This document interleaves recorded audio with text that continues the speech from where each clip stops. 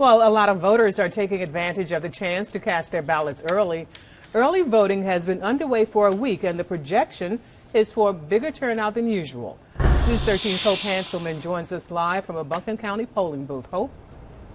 Hey, Darcel, we checked in with some of our larger counties, Buncombe and Henderson County, and found those polling places are showing some pretty typical numbers for a midterm election, but still statewide experts say they expect to see these early voting turnout rise during this midterm election year. There are a number of organizations and individuals who are going out and taking people to the polls if they need to do that, and people seem pretty receptive. Dr. Dolly Jenkins-Mullen has dedicated her week to encouraging others towards the polls. The races here matter quite a lot.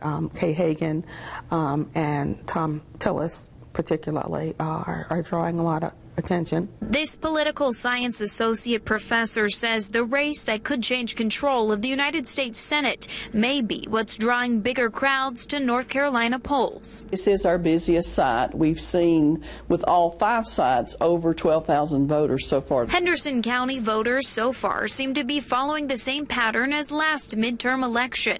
And with more than 26,000 votes cast in Buncombe County, early voting seems to be moving along as normal in the mountains, despite concerns some had over changes to voting laws. I mean, North Carolina has unfortunately been noted and declared really the most restrictive now in terms of voting laws. This year, voters won't see any same-day registration or straight party voting, and a shorter period to cast early votes could discourage some voters. Honestly, 4 days, you would not imagine how much what a difference 4 days can make in terms of having time to vote early.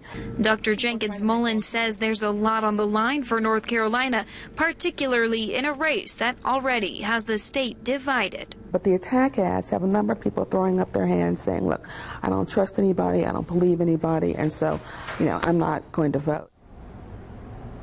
Now, all early voting ends at 1 p.m. on Saturday. Remember, we could be expecting some nasty weather that day, so if you'd like to get it done early, you can come out to these polling places. They will be open into the evening, and you can check those hours and places on WLOS.com. Of course, you may be avoiding some long lines come Election Day on Tuesday.